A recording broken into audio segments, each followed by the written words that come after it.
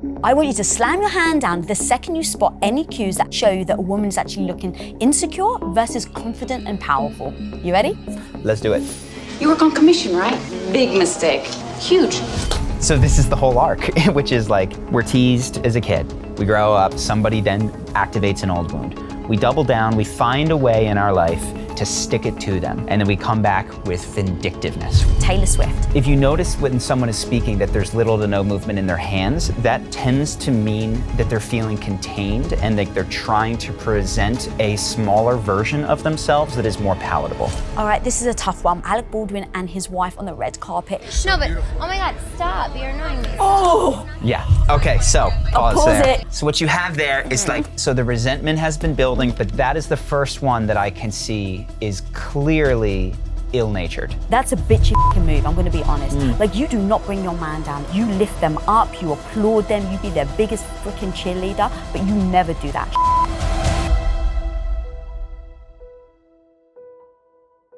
You've built Charisma on Command into one of the biggest psychology channels on YouTube with 7 million subscribers and 800 million views, all by breaking down confidence and body language in movies and viral clips.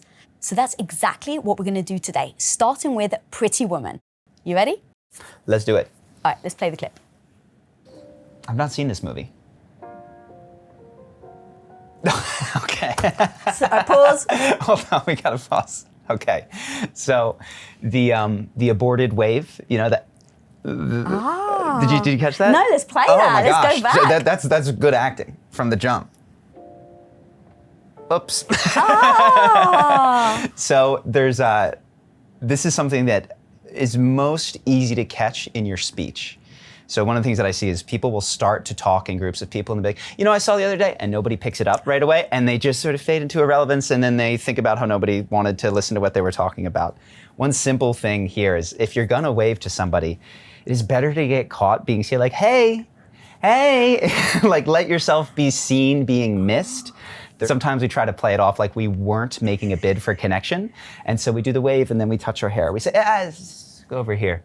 Much better to finish your sentence, complete the wave, like go for the high five, make fun of yourself as you do it. And is that a sign then of that you lack the confidence because you don't have the confidence to almost like hang there in the uncomfortable? Yeah, it's a sign that your shame is kicking up, that it's kicking up this old story of like, oh, of course they don't want to talk to me. Like I made half an attempt to say hi and they didn't see me, therefore, oh, yeah, the same thing happened that always happens to me. As opposed to someone who's like, hey, and they don't get the response like, huh, that's weird, they must not have seen me, because they're expecting connection. They're expecting an ability for the other person to enjoy their presence, which is something that insecure people don't feel as deeply.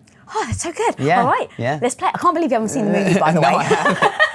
All right, let's play it.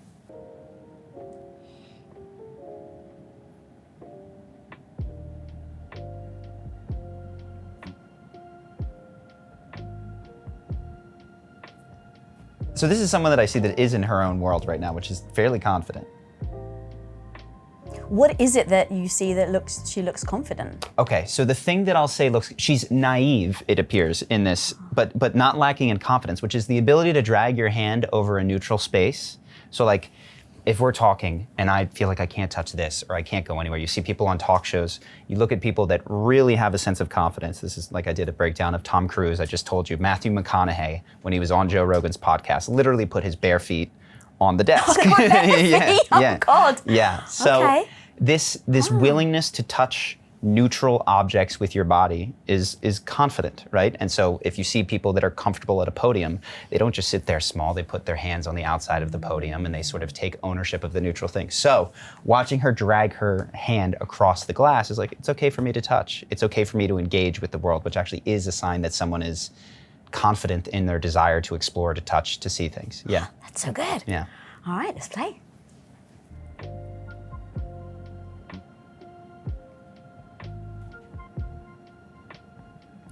Slow.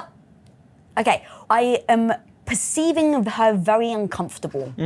Why do I get that from her just having her hand in her mouth? So I say this is someone who bites his nails, so forgive me. Oh, no, please tell me. No, it's, there's self-soothing things that there's lots of different ways to soothe. You can bite your nails, you can suck your thumb, you can rub your leg like this. All of these things where we're not just grounded, clear, comfortable, also like the covering of the face. We do this when we feel uncomfortable to sort of get back in touch with our own bodies. And people have different habits that they developed at different points in their life based on what was okay for them, what got them laughed at, what was not allowed in their home. But yeah, that hand to mouth thing is a self-soothing action, generally speaking. Right, yeah. Makes so much sense. Okay, so if we can play, because you don't know what's going to happen, do you? I have no idea. Thank you. How much is this? I don't think this would fit you. Well, I didn't ask if it would fit, I asked how much it was. Okay, so How much is this? that snappy frustration is a sign of someone who is now aware that they've been judged and there's old wounds of judgment coming back up in them. If you really understood that when people were being unkind to you, judging you, snippy, passive aggressive, if you really got, hey, this isn't about me, this is about them, you typically have more space for curiosity, to misinterpret what they said in a playful way, be like, oh, you must have misheard. Like there's a lightness to that.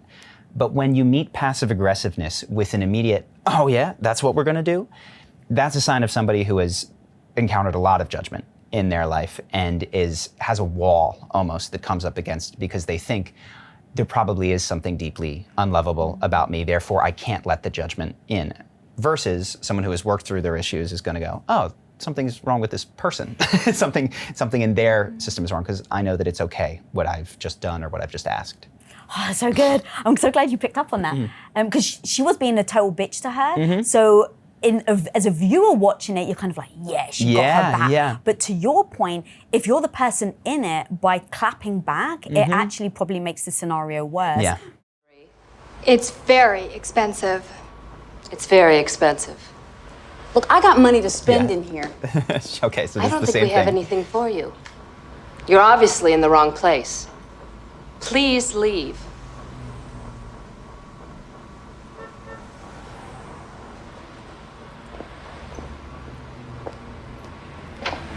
And so what I see there is sort of the completion where you see that some part of it did land in her. Like she's experienced that before, that sense of, I don't belong, I'm not meant to be here.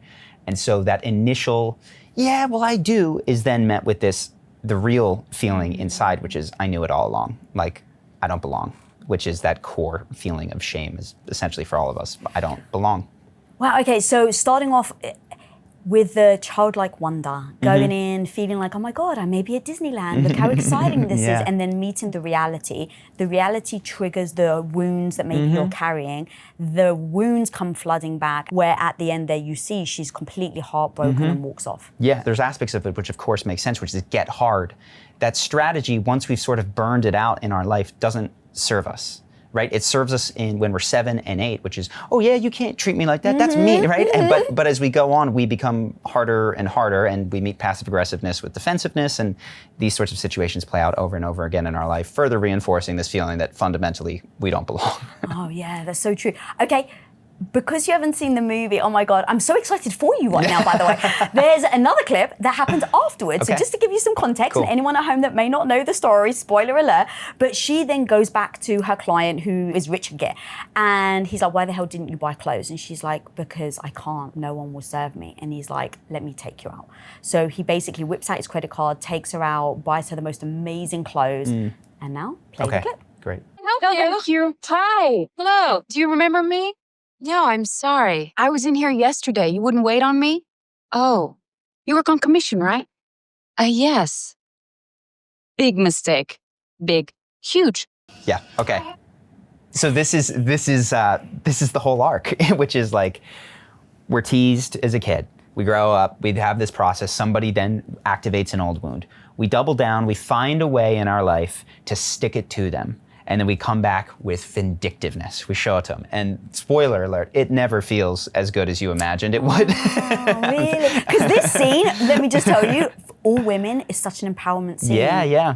Yeah. But you think the reality of it doesn't actually hit. Have you experienced something like this where like somebody really stuck it to you and then you went back and you told them like... No, to be honest, the best revenge is not saying anything. You're right. So Damn, you're right. But of course, the feeling when it happens that is motivating, and I had this at the time. So she doesn't want to date me. Well, here's what I'm going to do. I'm going to play the guitar for 20 years, and then she's going to turn on MTV, and I'm going to be there, and then she'll call me, and then when she calls me, I'll say, "Oh, sorry, I'm busy," and so yeah, I played the guitar like crazy. Is this a true story? This is a true story. Oh my God, this is amazing. But no, I didn't make it to MTV. I didn't play it.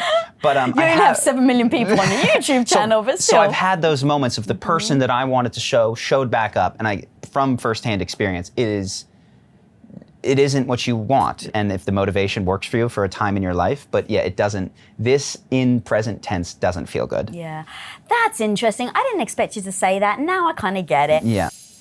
All right, guys, we'll be right back with Charlie, but for 1 second, if you want to build your confidence, if you want to build your self-worth and start setting boundaries so that you can stand up for yourself, then smash that subscribe button down there so that you can get the notifications every single time an episode comes out. My homie, you are not alone, and we're here to build our confidence together. So smash that subscribe button so that you can get the notifications. Now, back to the episode. It does because it's a movie, there's that symbol of like, people that do you wrong, they'll finally see that they should have treated you better. And I think that emotion and sticking it to them is like that, like, yeah, you go. Yeah, and it's a deeply motivated, I don't mean to demonize it. No, I want your truth. It motivated me like crazy. Like almost everything I did was to show somebody someday. And maybe I was gonna yell at them, maybe I was gonna play it off really cool, but there was a lot of this I'll show you energy, which I think for a lot of people at some point in their journey provides this thrust to get out of the situation that they're in. But you will discover that like, that did not feel good. That the person I became felt good. Yeah. The return to who I am felt good. The shaking off of that person's story felt good. But the problem is here, if you think that in order to shake off someone's story, you have to get them to realize it, you are a slave to the understanding of other people. And so I've lived this in my life, which is when they see that I've outperformed them, then I'll feel it. But guess what? You will eventually find someone to whom it cannot be proved. And so the way to win the game is to release the need for them to see it ever, at all. It's like that saying where it's like, if you put the power of healing in the person that hurt you, you'll never be able to heal. Correct. You get stuck in trying to change someone else when the person that is most available to grow and change is right here. That's great advice. All right, Charlie. I relinquish that. That was great advice. Okay, so I've heard that you're a bit of a Swiftie. Is that Swiftie? Yeah, I didn't know. I probably listened to, I want to say 7 Taylor Swift songs on the drive over. I love that so much. So now you're officially a Swiftie. Yeah. So we have a clip of her, and she was only 18 years old. So this is very short, but I want you to just tell me quickly kind of what you see from body language. So we're going to play the clip. Someday I'm going to find somebody really, really great who's right for me. Yes, you are. And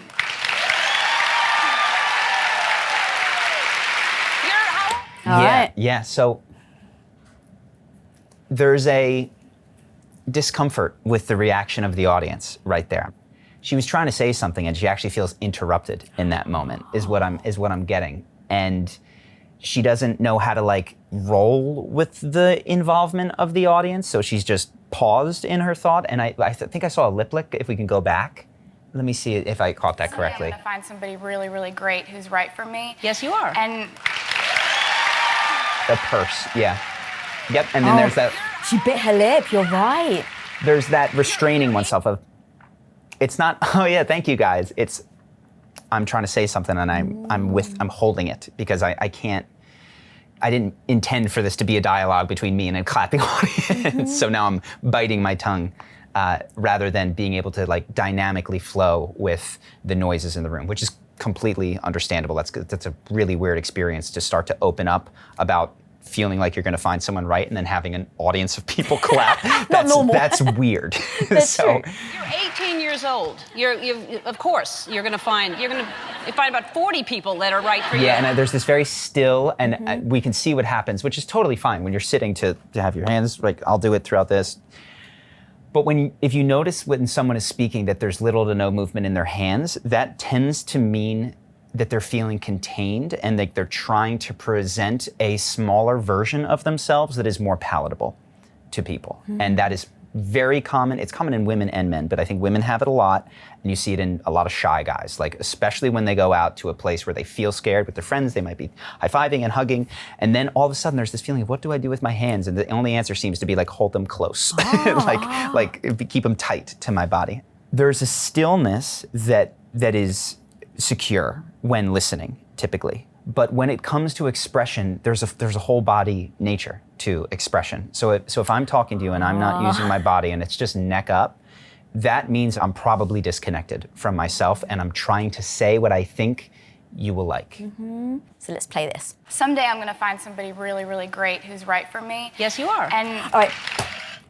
She went up in tone. Like, somebody's right for me. Yeah. Normally, I believe confidence is lower tone, and when you go high, it's more like a question.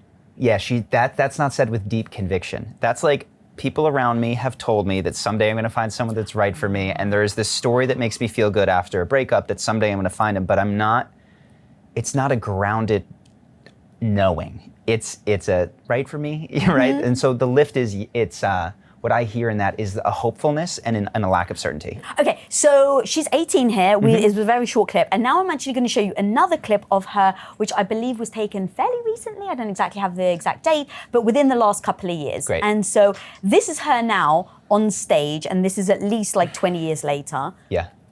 And so I'd love to see how much she's changed and how we can see what she's done to change and why, as a viewer, I can perceive her now as being really freaking confident. Sure. Versus before, I felt how uncomfortable she was. In the last 10 years, I have watched as women in this industry are criticized. Yeah, immediately. I mean, that's well heard. The depth of her tone, she's not asking a question here. She is speaking, you know, they say, I feel it in my gut. You can even practice here at home right now. Like, say something from your throat that is like really tight up here, and it's like, so what do I think and how do I feel when I'm like, so do you like it? And how do I feel when I speak from my gut? What do I know from here? And then there's this, for the last 20 years, it's that there's an alignment and a clarity, and like, this is coming from wisdom and experience and truth. All right, let's press play. And picked at for their bodies, their romantic lives, their fashion.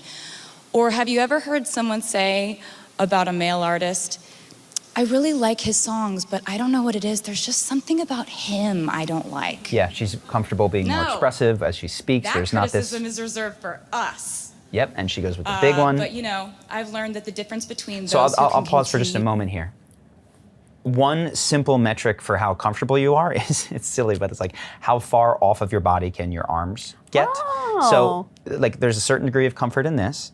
There's a little bit more comfort in this. And then if it's like, hey, that's over there, this is a way more comfortable, expansive way of being. Like, fill your space physically and energetically. When we feel like we don't belong, we try to stay small so as not upset anyone, because if we touch the wrong thing or we get too big, somebody might see us and be unkind or activate that feeling of not belonging.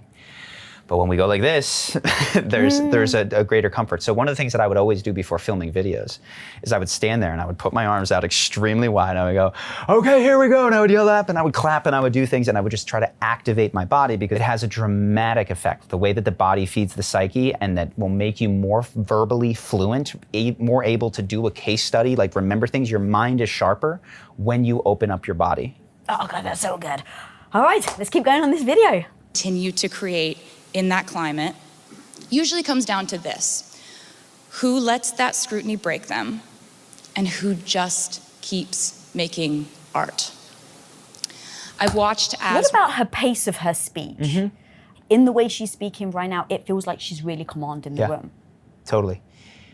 When we are used to not being received by other people, we have a lot of strategies to try to squeeze ourselves in. One of them is to get small. Please let me fit. I can belong. I can get really small and be I will have no needs, no problem. I won't speak. I can get small and then I can fit. And another way is to rush. Oh, just let me in real quick. Like, just I have a minute. If you listen to people that feel that they belong, and I brought him up because he's on a podcast tour now, but Matthew McConaughey, if you listen to the cadence of his speech, there's a sense that, like, I belong here. I deserve to tell this story. It's appropriate. When we allow silence to fill our spaces and don't have these crutch words that we're all guilty of, but like, I do that a lot. it communicates that we believe that the thing that we say is worth the time. But when we rush ourselves to the point where we don't even give ourselves 3 seconds to collect our thoughts, the other person's gonna go, well, why would I listen to you? You won't even give yourself 3 seconds of silence. That's so true. I do that actually. I speak fast to try and just say the words. Almost, it's funny, it never really dawned on me. I was literally just about to say, because I don't want to waste someone's time. Yeah. It's really hit me. Where did that come from? I'm sure if I had to self-assess, when I was a kid, I remember someone patting me on the head and say, little girls don't speak unless spoken to. Ah. A stranger in a store. Wow. So imagine that's like, oh God, my mom's gonna watch this. I have to say the truth. I remember my mom just being there. She didn't say anything. Oof, oh, that's a big one. Wow. That's a deep wound that is not singular to you, that is, I think, shared. But I think that the wounds that men and women have are different, and they can often lose empathy for one another because they have been conditioned in different ways. But for women, it's don't speak, don't get angry, don't be too loud, don't be abrasive, right? And then as a result of that, you can get these really people-pleasy, abuse-receptive people that are martyrs instead of mothers. Like, I have to bleed out for my family to prove my love. Yeah, so true. Well, so let's play actually a bit more of this, but I really feel like what I love about this is it really is an evolution that you can change. And it seems like the first clip when she was younger, she was so afraid of being judged. And now she just so owns who she is. She doesn't care about being judged. Thank you for you've said it so much more succinctly. If you spend your life avoiding judgment, you will remain in fear of judgment your whole life. But if you walk into judgment, you take it and you let it hit you and you walk out, the fear will dissipate in time because you've survived it. Yeah. So, but so many people live their entire lives in fear of what would they say if I did the YouTube video, if I released my song, if I dumped the trophy guy and went for the guy that I like, whatever it is. And so they never get through judgment and they remain in fear of it forever. So true. All right, let's press play. One of my favorite artists of this decade, Lana Del Rey, was ruthlessly criticized. Yes. Yeah. Thank you. Pause. We talked about this. She couldn't interact with the audience in the other one. And this time she is saying something, she hears something, and she's capable of incorporating that dynamic moment into what she's saying. Versus when we're in our heads, it's like, I have the line that I need to say, and I just need to get through. I know that someday I'm gonna find someone who loves me, and she's gotta give her pitch. And this is, when you can connect with your body and be present in the room, you're capable of improvisation much more easily. So this is what people love about the comedians that can do crowd work. That is, to me, that's like top tier charisma, when you can improv, and not only can improv, but love improv, trust the improv, like lean into that heavily with whatever your craft is. Yeah. Okay, so I love how much you've broken this down. So now if we can get into, let's say, a couple of concrete takeaways for any woman that feels like uncomfortable and insecure, and they want to get to the point where they want to be able to stand like this woman. Doesn't have to be on stage, but just exude confidence and feel good about themselves. What are a couple of things? One that you can do right now as you're watching it is this very simple mental exercise. You just write down at the top of the page, if I were 5% more confident today, I would. And I'm stealing this from Nathaniel Branden's 6 Pillars of Self-Esteem, great book. And then as fast as you can, you just write down 10 answers. You can type them, you can write them, you can say them out loud. If I was 5% more confident today, and the faster you go, the point is not to judge them as you're writing them, it's to dump them on the page. Some of them you might go, I kind of just regurgitated that one, but one of them or two of them is gonna be like, ooh, that's true. I need to have that conversation. I need to do that thing. Let that one jump out of you and then do it. One day I came home and I had just been at Whole Foods. There was a cute girl that was working one of the counters that was like the smoothie counter. And I went and I just got a smoothie and I came home. I did my exercise. If I was 5% more confident. And the first one, I was like, I would have talked to that girl. And then like the 6th one, I was like, I would talk to that guy. I was like, okay. So I went back to Whole Foods. Did you really? Yeah. And it started a relationship. And it was, and that is so confidence enhancing because when you do the exercise and you see the thing and then you get the result, now there's this incredible loop that you've formed of like, holy cow, when I trust myself to lean into fear, not only do I get lessons sometimes, oh, it didn't work out and I still learned something. It's like, no, sometimes I get exactly what I hoped would happen. That's like world opening. And then the world is full of possibility and not just fear. Yeah. Oh my God, that was so good. That was so good. Okay, coming up. That's a bitchy fucking move, I'm gonna be honest. Like, you do not bring your man down. Even if he's being an asshole to you, deal with it on the side. All right, real talk. When life gets hectic, when you're juggling meetings, kids, deadlines, you name it, and then you're trying to fly out the door with just 2 seconds to spare, where cereal is just the easy go-to. But most of it is full of sugar, it's got very low protein, and leaves you hangry just 20 minutes later. Enter Magic Spoon, the grown-up version of your favorite childhood cereal. We're talking 13 to 14 grams of protein, 0 sugar, and only 4 to 5 net carbs per serving. Use my code Bilyeu or click the link in the description to try Magic Spoon cereal or treats today and get $5 off. You can also find Magic Spoon on Amazon or in your nearest grocery store. And Magic Spoon is so confident in their product, it's backed with a 100% happiness guarantee online. So if you don't like it for whatever reason, they'll refund your money, no questions asked. So click the link in the description or scan the QR code on the screen for $5 off. Don't grab the junk, grab the spoon. Magic Spoon. It's time your cereal grew up.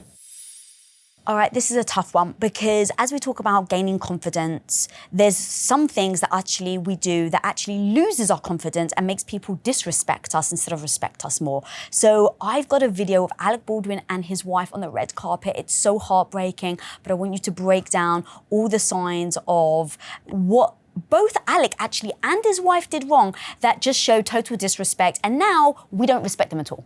Play the clip. You guys are hosting tonight. Why was it important for you guys to come out and celebrate this grand opening?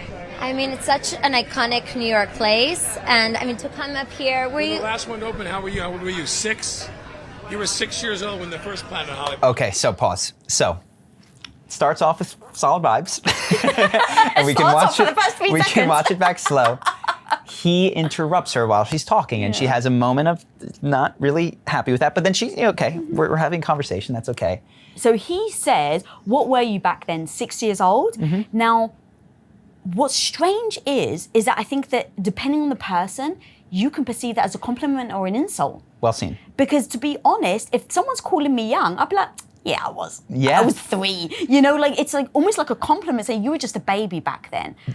But someone insecure would be like, what are you trying to say? This is the Julia Roberts point. This is exactly it. There are so many ambiguous, like, is that playful, well-intentioned joke that compliments me, or is this a dig that I'm not old enough to say? The lens through which we view this is very flexible. She takes offense to this, but to your point, if you can meet passive aggression and purposely misinterpret it, it doesn't mean, by the way, you don't purposely misinterpret passive aggressiveness when it keeps coming your way from the same person over and over. But if you do it the first time, you'll find that, oh my gosh, what I thought was an attack, like half the time was just somebody had a poor choice of words and we smooth out. That's not what happens here. We get a sort of firing back thing. All right, let's play. I was here for the opening of the first Planet Hollywood. Yeah, yes. Well, back. All right, hang on. So she just said, or he just said, I was here for the first Planet, and she was like, oh, you were? And then she did a grimace. Almost like, oh God, how old are you? Yeah. It's her husband. Well, they're insulting each other. You can tell that the sense that I have is he insults her for being naive and young, and she insults him for being like, and I don't know who started it or what, but there is this unkindness and judgment of the difference that they have there, and it is the other one is viewed, at least in this particular exchange, as bad. And I say probably larger than this because this would be a strange thing to just spark on the red carpet out of nowhere. Yeah, it makes me wonder how much built up to this. Like what happened in the morning? How annoyed were they? Did they argue the night before? And so getting to this red carpet, there's already that friction, and now it just starts to leak out. All right, let's press play. They were very, very famous restaurant music clubs, played a lot of music, and but now they went down, they closed, and they're reopening. And Robert Earl, who was the original founder, actually go back just a few beats. Yeah. Did she go to say something and then he kept talking? Yeah, you can go back. So I think we've all been there where there's somebody in the room, a camera, a something, and we want it to go a certain way. And we have our friend or our husband or our wife or our partner, somebody that we're connected with, and like it's a networking event, and we're trying to get the job, and they're talking, and they're not steering it the way that we want to go. That's what's happening here. She wants it to be perceived in a certain way and is not happy with what she feels like how the group project is going. Alec Baldwin is like a multi-decade movie star who is used to pontificating and saying whatever he wants. And she's trying to make this work in a way that she thinks it needs to go. And so he's just told a fairly uninteresting, rambling story. Which is fine, because the reporter will sit there forever and do it, and this would have been a nothing interview otherwise. Yeah, it's so true. But she's trying to say something. So she's getting upset as she feels like he's messing up the group project. Yeah. But in all fairness, she doesn't cut him off. She goes to say something, he keeps stops. rambling, and she stops. So I actually think that's nice. Totally, and we've all felt this is like where you're stuck in these moments. Like, I can't shut this person up. I just need to like throw some daggers at them to get them to stop. Yeah, So, and here come the daggers. Let's play. And, but now they went down, they closed, and they're reopening. And Robert Earl, who was the original founder, the original guy that started it, is back here starting it again. So good for him. And that's the History Channel. Oh! Yeah. Oh, that's... It is an Okay, iconic so brand, like, pause Pause there. it, yeah. So what you have there is like, so the resentment has been building from that first moment, probably from the morning. She didn't say, and then it leaks. And she tries to play it off with a smile and a joke, like, but that is the first one that I can see is clearly ill-natured. And I don't mean that she's bad, I mean that like, she's saying, don't ever do that again, type of energy. Like she's frustrated, angry, and now there's a real disconnect between the energy that she's putting out and the smile that she's pasting on her face. Yeah. Yeah, because she says it with a smile, but it's such a dig, and you feel the dig. Now, rewind a couple of frames. Yeah, rewind, because even watch how she puts the smile back on her face afterwards. And that's the History Channel. And then Didn't the go the way that I wanted. Yeah. What's interesting also is she stared at the camera to say that like joke, Yeah. almost kind of trying to bring in more people into her joke. It's almost like kind of ganging up on him. And if I had to see it through the lens of a more generous, empathetic lens, she's really concerned that the audience, as the camera, is not enjoying that story. And so she's like, in the same way that people who are self-critical will rush to insult themselves before you can do it, she's like rushing to show the audience that she agrees with them. That was really boring, but there's an attempt at making it go better that is in there, but it's coming out in a totally sideways way. So I have a rule with my husband. So we've been together now for almost 25 years. And you always want your partner to win. Always want them to look good. Always want them to be their best. And so bringing them down, making snide comments, making digs, even in this scenario where I applaud your compassion and empathy, I just don't have that in this moment, because I'm like, that's a bitchy fucking move, I'm gonna be honest. Like, you do not bring your man down. Even if he's being an asshole to you, deal with it on the side. Say, hey, put up a boundary. You don't get to talk to me like that. You don't get to interrupt me. Don't put me down. That should all be true.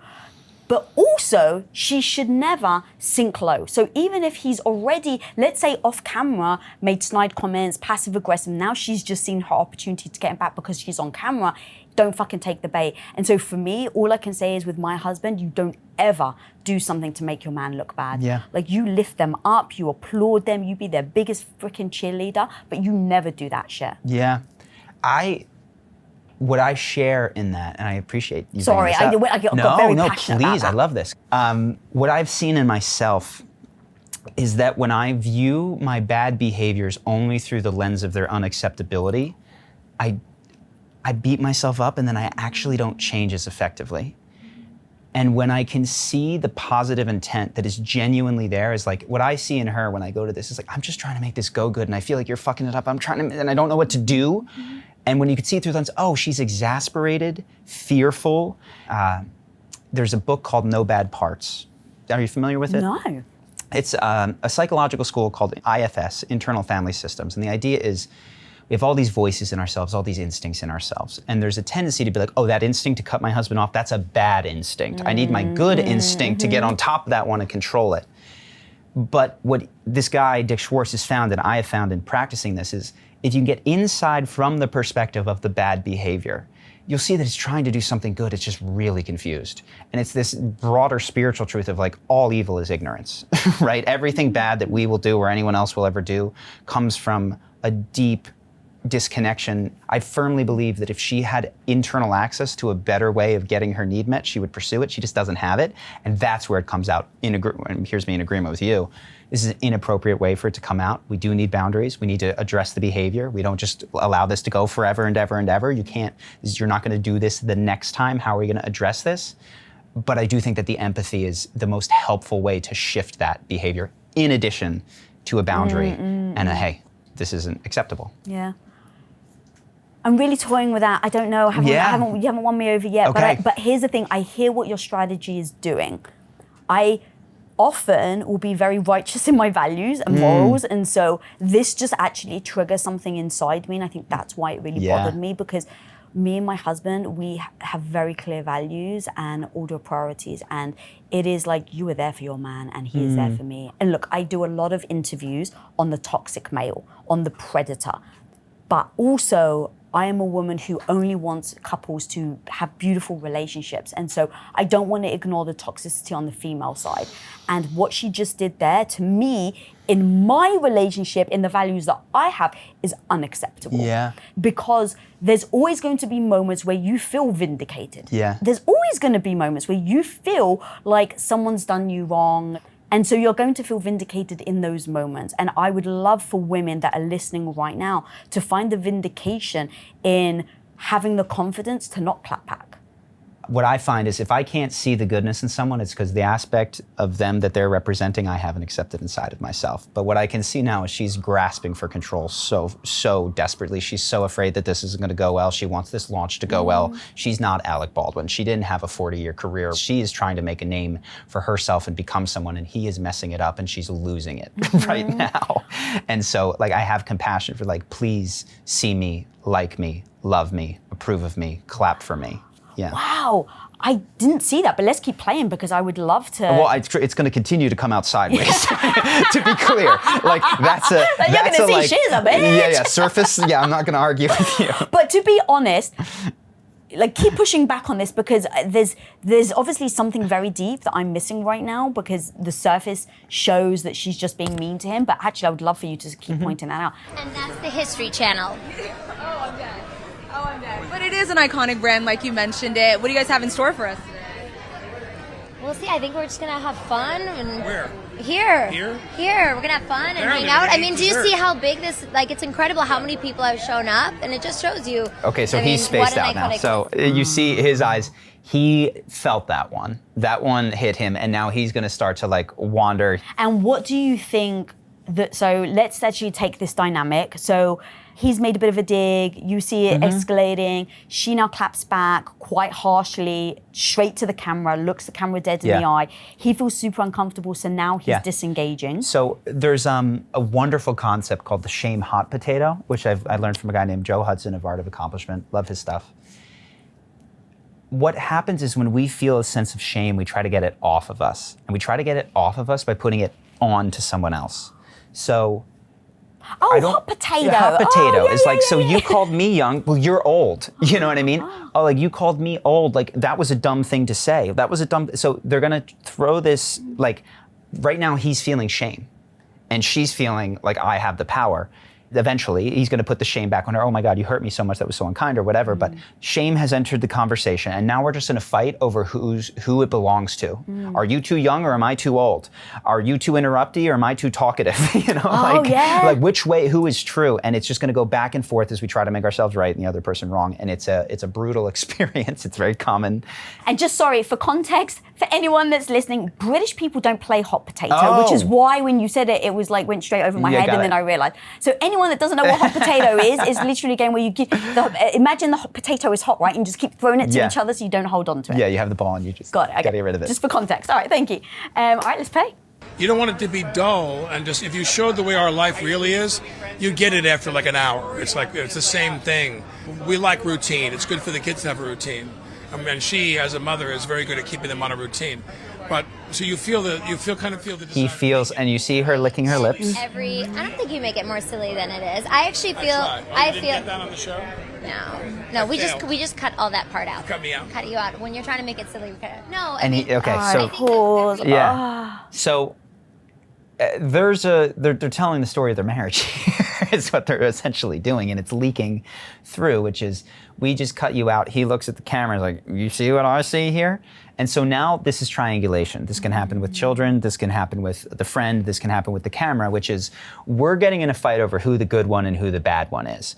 Which one of us is wrong? And so he started to, you see that? They just cut me out? You see how they cut me out? And so now he's trying to win the camera in his sort of pleading way, and she, you'll see her step in front of the camera, is trying to win the camera in a more direct, dominant way.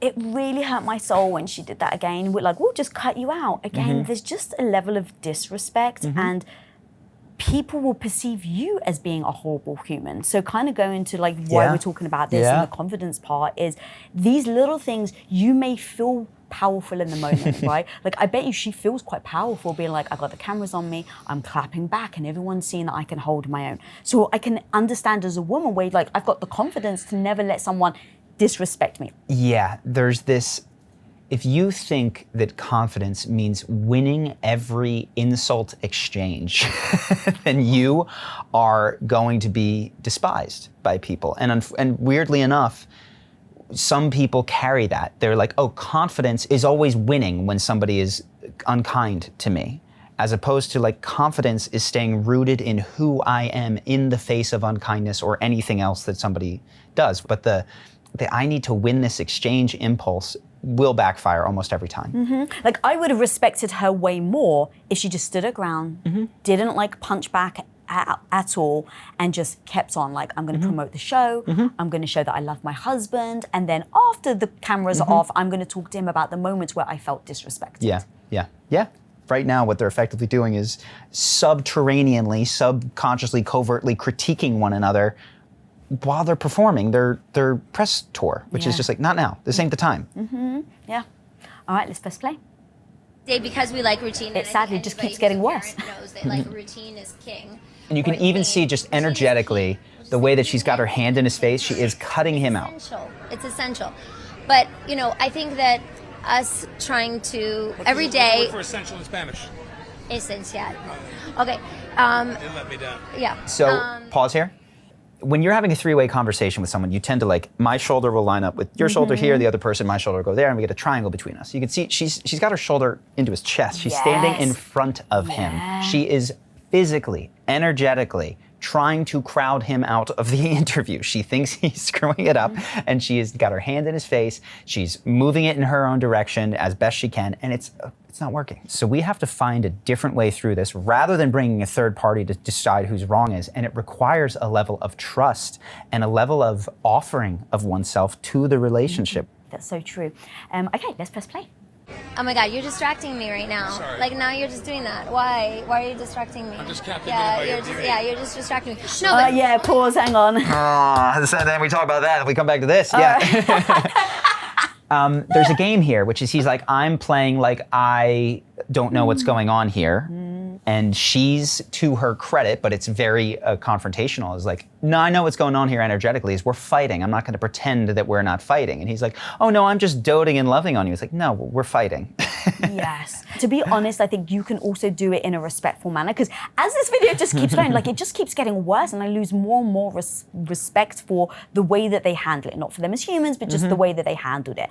I mean, look, again, I don't know them, I'm making all of this up, but I'm going to assume, because this video went so viral, I'm going to assume after this, in this moment where she's trying to embrace confidence, she's trying to exude confidence, right? She's trying to really show that she's got her own back, ends up probably spilling over when she's alone, like that kind of shame or embarrassment. And so when we're talking about confidence and building your confidence and then how you lose it, not only does she unfortunately lose it on camera, but then probably the knock-on effect of how much she lost confidence after this. And it just creates this vicious cycle of people are saying that she's a bitch, and then she is aware mostly of the ways that he's upsetting her, and so she doubles down, and that's where we get this, like, now the world is whipping her. she's whipping her internally, and I think the whip will not change her. All right, let's press play. Stop, you're annoying me. Stop. It's not cute. No, he's distracting me. So, Oh boy. I walk out of this interview. I need the motherhood notes. You were doing an amazing job. Okay. Oh God, that was just just more of what we're talking about. Yeah, it's now not at all undercover. He's literally turning away from the interaction. She's done what she wanted to do, but she didn't get it the way that she wanted. What she wanted was just her with the interviewer, and she's accomplished that goal in exactly the way that she didn't want to accomplish it, but it's the only way that she could navigate. Yeah. All right, let's play. Go back. Let me go back. It's all about routine. It's all about routine, and every day we strive to be boring, and then unboring things happen to us. As they do with 7 children. I'm going to pause one more time. Sorry to keep interrupting this. No, please. This is the speech she's been trying to give the whole time. Oh, She finally got to her line, which is, Alec's like, it's a boring thing. And she's trying to so our show is so interesting. We strive to be boring, but we can't help it. We're so fascinating. Our lives are so interesting. That's what she's been trying to deliver to this camera for the last few minutes. And she finally did it. And yeah, not going to be as satisfying. And now as he takes completely, he goes almost completely behind her. Yeah. All right, play. I have a home. I have a home. And when I'm not home, I want to go home. Even when I'm away from them for a day, and you believe me when I say this, she loves when I go away. Ugh. Oh, pause again. This is just atrocious. Why do people do those those degrading jokes? Why did he say that? He sensed her calling bullshit on what he was saying. So he's going, I am just a homebody. I love home so much, which may or may not be true of him. And he looks over to her and he sees she's not having it. And so he's saying, in his own way, you don't believe me, please tell me that you believe me. I'm gonna try to make a joke that forces you to say, because what she's supposed to say there is she loves when I go away. And she's supposed to say, no, I and this, you also don't wanna do this. I'm gonna try to say the thing that will force you to profess your love for me. And the fact that her instinct was, she nodded, yeah, I like it when you go away. Yeah. I'm tired of this crap. And it's more I don't want to play this poor you game, is what I see her nodding at. Oh, interesting.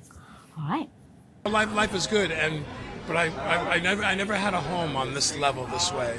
So many people that I love. I'm always sad to leave home, and I'm always happy to come home.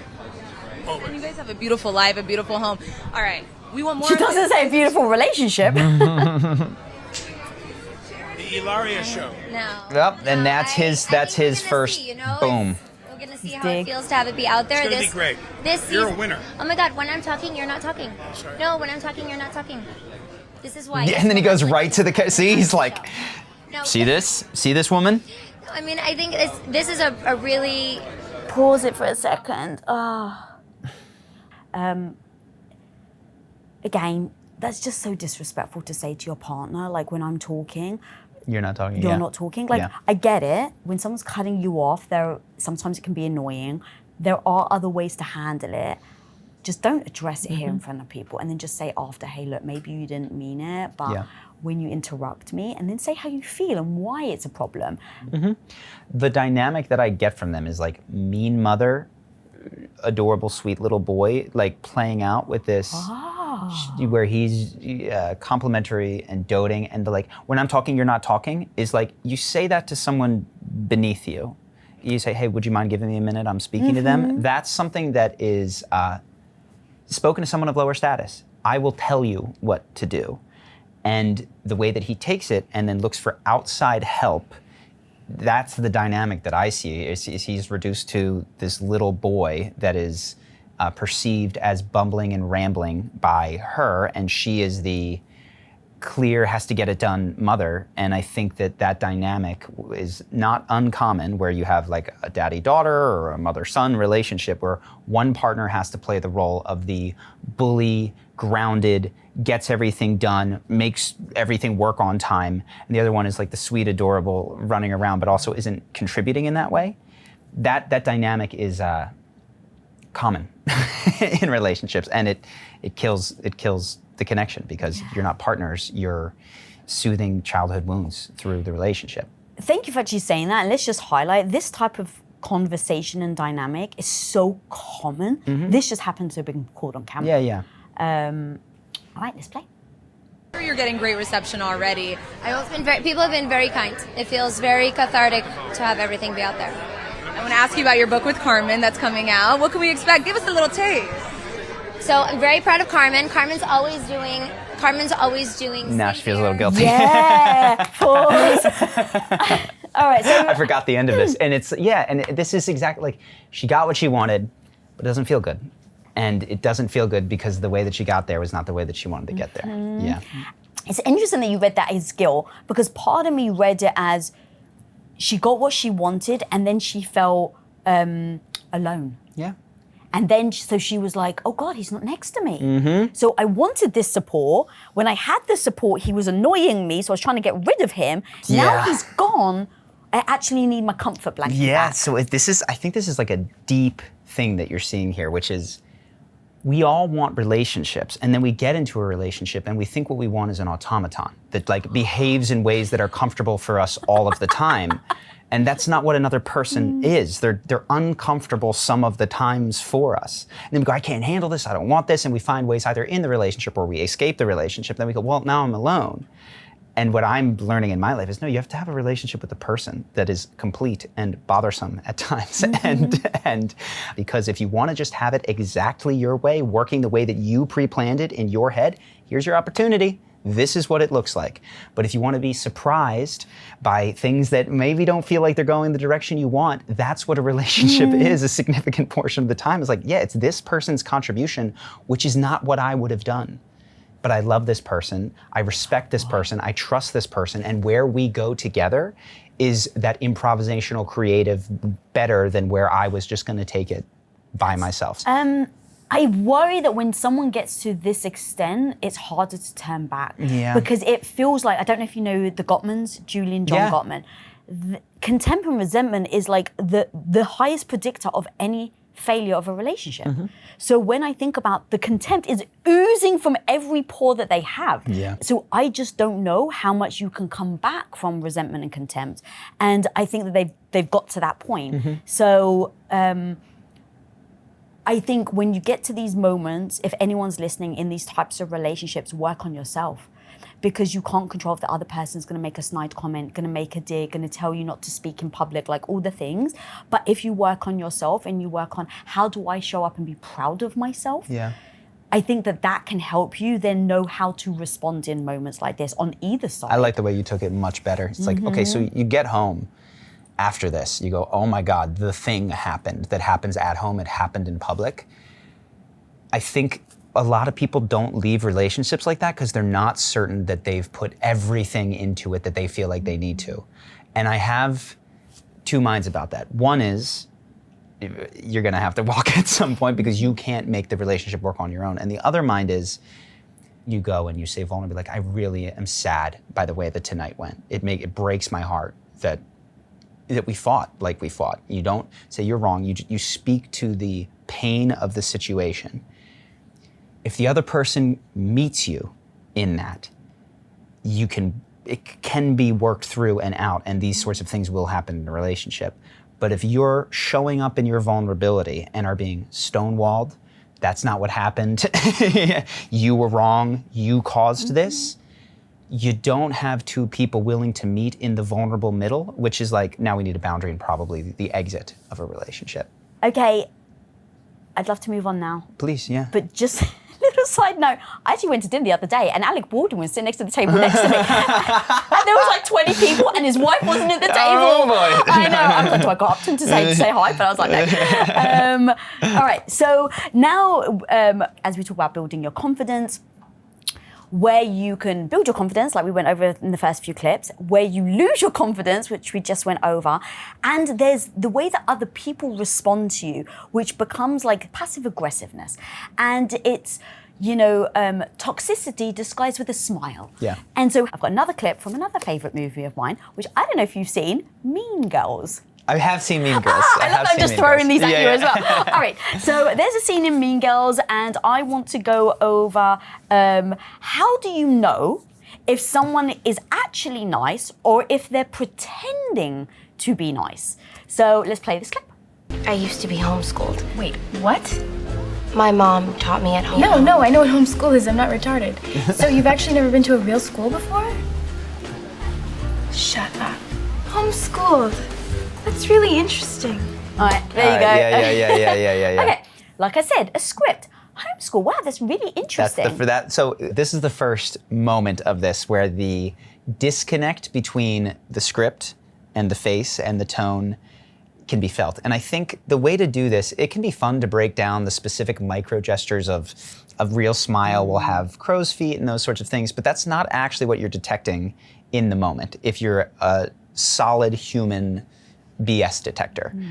What's happening is you're connected with your gut and your heart and the feeling that you have around people. So people that struggle to tell if someone is being sincere or not, they learned at some point to basically cut themselves off at the neck and only to read the script in their head. They're like, oh, he said so interesting, that means he likes me. But we can all feel what's going on here, which is there's interesting sounds like engagement, leaning in. This feels like judgment and disdain and distaste. So what is it though that is the difference? When something is interesting to us, energetically what we do is we move towards it. Like, oh, that's a really nice watch you have. You know what I mean? Like, oh, that's interesting. I go, that's interesting. So if we're energetically pulling away, we're saying the word interesting, but we're saying, I am disgusted to a degree or moving away from this thing that I have judgment of. And so that's what I feel with this one, which is she leans back in her chair. Now, it's not every time that someone leans back in their chair. It's if the totality of the energy that you're receiving from them is a withdrawal when they're saying that something's interesting, it's insincere. If it's a moving towards, it's sincere. Oh, and actually one thing I just realized, so that combined with she burrows her frow, is that it? Furrows her brows. Furrows her brow. But she could burrow a frow too. That would be like, that would be hiding a German woman in the ground. It's a dyslexia in me, I flip things. She burrows her brows, I love it. So what's the correct way? She furrows her brows. Okay, so she, thank you for that. Or a man, a Frau is a man, yeah, Fraulein as well. Yeah, okay. It's like seat heater or heat seater in a car. I can't get those the right way around. So she furrows her brow. Correct. Okay, so she furrows her brow while she smiles and pulls back. Exactly, so you get these mixed messages. Right, yes. Yeah. That was it. Yeah. That's a long way of me saying mixed messages. Oh dear. Okay, and play.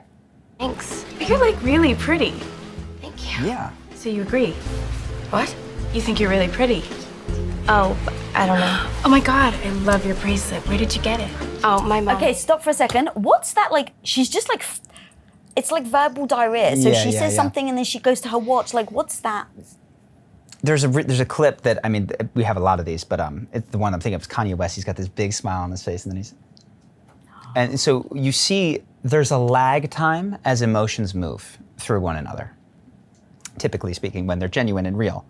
When they're insincere emotions, so what are you doing? And that is a sign that there's some insincerity. It can also be a sign of insecurity, like you caught yourself smiling and then you shut it down right after that because you think you're not supposed to be smiling or something like that. I do feel in this moment though, when someone's kind of rushing you, speaking over you, interrupting you, this feels like a moment of control. Yeah, good from point. the mean girl. Yeah, you got it. There's a judgment, there's an assessment. She's taking a test in front of her. She's evaluating how pretty she is, where she's from, what she does. She's being taken stock of. And this is something that you might assess at like if you're at a networking event where people try to size you up very quickly, it tends to mean that they're not interested in a connection or in interaction. They're trying to figure out how you benefit them, sort of a thing. So, all right, let's play. It's adorable. Oh, it's so fetch. What is fetch? Oh, it's like slang from England. So if you're from Africa, why are you white? Oh my God, Karen, you can't just ask people why they're white. Could you give us some privacy for like 1 second? Yeah, sure. So that's definitely a sign of the dominance, right? Give us some privacy. Yeah. Oh, hang on, wait, 1 more second, pause. So the whisper when someone's sitting right there. The we're sizing everyone up mentality is a miserable one to live with. It's not fun to be around, but here's the thing. It will get people with certain types of wounding to perform for you. And so it can actually be a way of claiming power, of judgment. I think, I don't want to get too deep into it, but one of the things that I notice amongst male influencers, if you look at Andrew Tate, is there is this whole like, you're not good enough, you're broke, shame thing, which doesn't hit and attract everybody, but it's very resonant with people that already feel like they're not enough and they need to earn attention. This type of behavior of like, we're judging you, is very attractive to people who feel that they need to be judged, scrutinized, and deemed worthy by other people, and they wind up trying out for people like this, not as obvious as this, where they're going like this, sure, but there's a sense that they just can't win that person's affection or approval. I'm sure we've all experienced this. And so they put more energy into that person, ignoring the people that just like them for who they are. I've done this for sure in my life. And so the takeaway here is not like, here's how to see it in conversations. It's if you feel yourself being sucked into that performance for someone who is to be won over, that's not a fun loop to complete, because even when you get them to like you, it plays out like the rest of this movie, which is, this isn't what I wanted in the first place. I already had friends. Why am I trying to get the better friends? All right, so let's play. Okay, you should just know that we don't do this a lot, so this is like a really huge deal. We want to invite you to have lunch with us every day for the rest of the week. Oh, it's okay. Coolness. So we'll see you tomorrow. On Wednesdays, we wear pink. Yeah, and so even the subtlety of like every day for the rest of the week, there's this trying out thing. It's not we want to know you and be your friend. It's you get 5 days to continue trying out. That tends to be the vibe when you are trying out for someone, is you're always in the phase of trying to do what it takes to maintain their affection. There's never a sense of being able to relax into the relationship. It's always, what have you done for me lately? So putting myself in the position of Lindsay Lohan, because I used to be that girl that was bullied in school and mocked and teased. If that happened to me, I would have convinced myself, oh my God, they like me. That's what why I really wanted to show this clip, because I would have believed them that they really wanted me to be a part of it, which is why I really wanted to break down the difference between like the script and then how it actually comes across. Yeah, so what I see going on there is there's this deep hunger that we all have to be special. And we then become very receptive to insincere signals that we are special from people trying to manipulate us. What is interesting in that clip, and I'm not sure if this is true of your audience, is that they signal that she's special and she's shared nothing of herself with them. It's an utterly superficial, you're now included, which lets you know what it is to be in this group. So she does have the other two friends that she met in the school, but they're not traditionally popular, good-looking, wealthy, like all the things that the mean girls have. Yeah. And so even though she's offered this genuine friendship, we usually strive to get the trophy. I think, thank you for bringing that up, because it's when we navigate away from our own love and the people and the things that we love, and we look to what does everybody else seem to love, that we're most manipulable. And I think the need to please that audience is what causes us to tune out our own internal knowing, which is, he's saying all the right things, but something's off here. Like, I don't love this. Oh, but I love the applause. Is when you're chasing applause, you are so easy to manipulate. Oh. Charlie. Dude, this has been so much fun. Yeah. Thank you so much. Yeah. Where can people find you? You're doing all this new content, which I'm loving, by the way. If people want to learn more, where can they go to follow you? You can find me on YouTube, Charisma on Command. If you're interested in the concrete stuff, I actually we have a 30-day course called Charisma University. Oh. Day one, it's like little action guides that you take throughout your day. You do 5 minutes a day for 30 days to get more charismatic. The first day is be better than good. So if you want to start with that, see how it went. If you're interested in that, you can look up Charisma University. That's so cool, I love it. Yeah. Guys, I brought him on today so we could really start to analyze the fun videos that we grew up on. So guys, please do go check him out. If you want to build your confidence, this is the place. We're here to tell you the no BS tools so that you can literally go and take those tools and build your confidence at home on a daily basis. So please go follow him. If not following me, smash that subscribe button down there. And until next time, be the hero of your own life. Peace. Beautiful. If you want to be able to read someone's body language and know if they're deceiving you or not, then you're going to want to watch this episode right here. Kanye's doing something we call crotch display. Oh. But the really upsetting part comes in about half a beat. And watch how his face changes as we hit play now. Stop.